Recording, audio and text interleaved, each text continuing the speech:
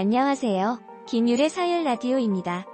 오늘 사연 제목은 작은 아버지가 시어머니와 연락해요. 입니다. 저는 올해 29세인 아이 엄마입니다. 저는 현재 시댁에 살고 있어요. 올 추석에 있던 일이에요. 추석 이틀 전이 친정 아버지 생신이라 저는 늘 못 갔어요.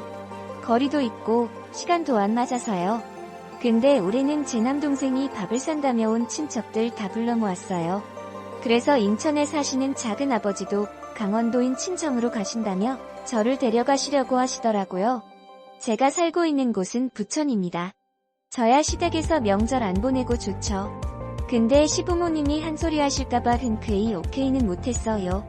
작은 아버지가 시어머니께 허락을 구해본다며 번호를 알려달라고 하셔서 알려드렸고 저는 허락받고 친정으로 갈 수 있었어요. 생신도 명절도 잘 보내고 집으로 왔어요. 근데 어느 날 친정아버지가 이상한 소리를 하시더라고요. 작은 아버지가 친정아버지께 문자를 보여주셨는데 그게 저희 시어머님께 문자를 하신 거였어요. 무슨 소리인가 싶어서 어머니 폰을 몰래 봤어요. 작은 아버지 성격상 제 칭찬할 분은 아니었거든요. 무슨 욕을 했나 어떤 얘기를 했나 궁금해서 몰래 봤어요. 아래는 작은 아버지가 저희 시어머니에게 보낸 카톡 내용입니다. 부탁합니다. 0002 시집살이 빡세게 시켜주세요.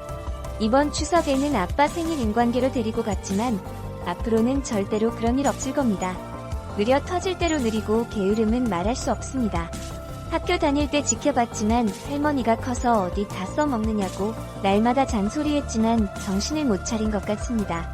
부탁합니다. 잠시 못된 시어머니라고 생각될 때 정신 차리면 고맙고 감사하다는 생각이 들겠지요.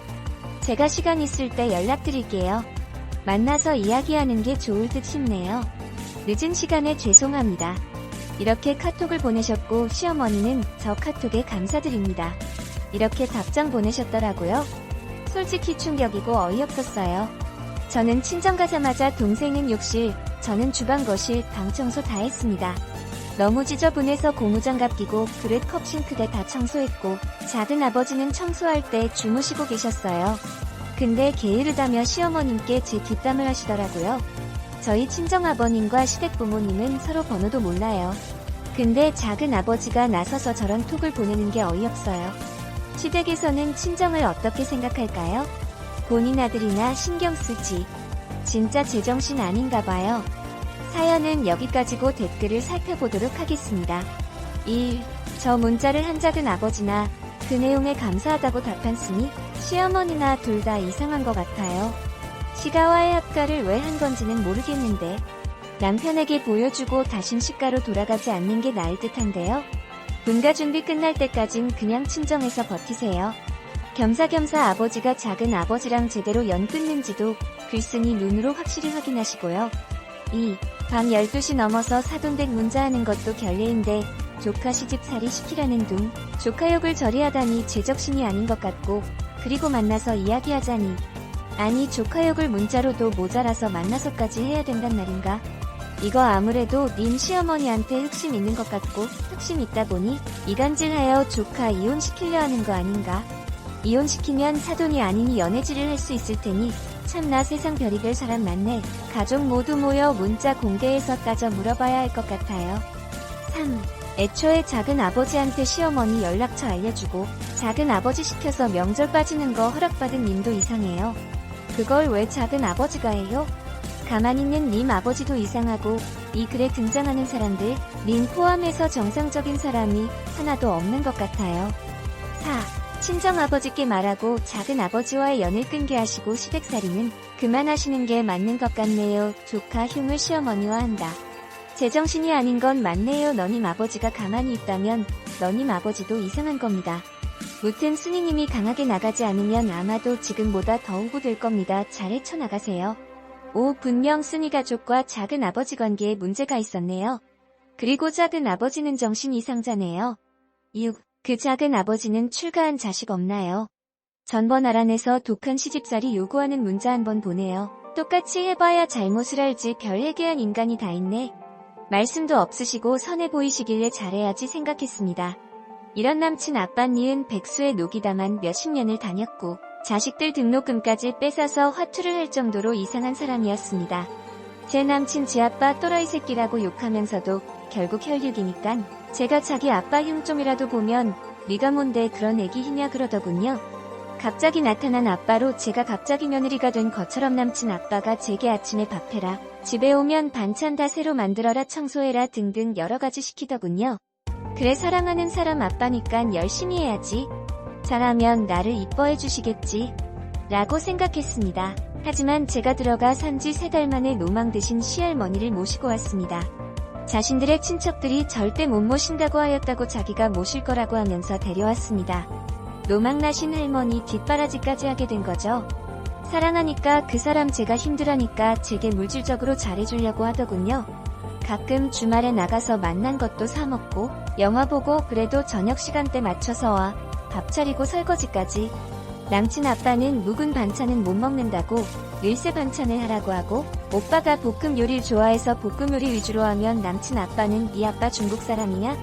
너희 집은 음식을 다 튀겨 먹냐? 쇼킹한 건 이것만이 아니었습니다. 어느 날 남친 아빠와 둘이서 텔레비를 보는데 아빠가 귀엽다고 제게 뽀뽀를 하려고 했는데 일반적인 가벼운 뽀뽀가 아니었습니다. 정말 기분이 더러웠습니다. 저는 너무 놀라 거부해버렸죠. 그 사실을 오빠한테 얘기를 조심스레 했더니만 남친은 귀여워서 그랬다고 별거 아닌 듯 말을 이어가더군요. 이전까지 이왕 같이 살게 된 거니 결혼해야겠구나 라는 생각이 들어서 그 사람에게 더욱 잘하려고 했습니다만 이 상황이 오니 정말 미치겠더군요. 그래서 한 달 동안 그 집에 나와서 동생이랑 살다가 죽어도 그 사람 잊을 자신이 없어서 다시 들어가게 되었습니다. 그 사람 제가 나와 있는 동안 단 한 번도 연락을 안 하더군요. 마치 잊은 사람처럼요. 제가 살바치고 산 사람인데, 그리고 그 집에서 여지껏 고생 참고 견뎠는데 좀만 견디면 그 사람 나와 결혼하겠지 라는 생각을 했습니다. 다시 들어갔을 때 더욱 잘하려고 했습니다. 계속되는 반복적인 생활 속에 시아버지가 시엄마 될 사람이라고 데리고 왔습니다. 그리고는 몇 번 집에 오시게 되면 밥을 차려주면서 어느 날 제게 시어머니 대우해달라고 하셨어요. 그렇게 오실 때마다 제가 밥 차리고 노망 드신 할머니를 매일 저를 때리고 또 가끔 집 나가셔서 다시 찾아오고 힘들었지만 그 사람 하나 믿고 모든 걸 버텼습니다. 제가 그 집안에 있는 동안 직장 생활도 하면서 예비 시아버지와 예비 아주버니와 시할머니를 모셨습니다. 그러다 보니 제 생활은 아예 없더군요. 열받으면 가끔 밖에서 혼자 사주 마시고 조용히 들어와서 자기도 하였네요. 그러던 중 제 생일이 다가왔습니다. 제 생일 때는 늘 부모님이 미역국에 생일상 차려주면서 생일 축하한다라는 말을 꼭 들었습니다. 제 남친 제 생일인데 미역국은커녕 자기 형 여자친구 왔다고 밥 차리라고 하였고, 밥 차리고 설거지하고 컴 앞에 앉아 엄마한테 전화드렸더니만 생일 축하한다고 미역국은 먹었냐고 하였는데 그 순간 서럽더군요. 그래서 클래식을 크게 틀어놓고 이어폰으로 듣던 중 이어폰이 빠져서 노래소리가 크게 들렸더니만 제 남친 제게와 저를 주먹으로 때리더군요. 제 생일날 제가 사랑하는 사람한테 음악 크게 들었다는 이유로 맞다니 죽고 싶었습니다. 그때부터 제 남친 무섭게 느껴졌습니다.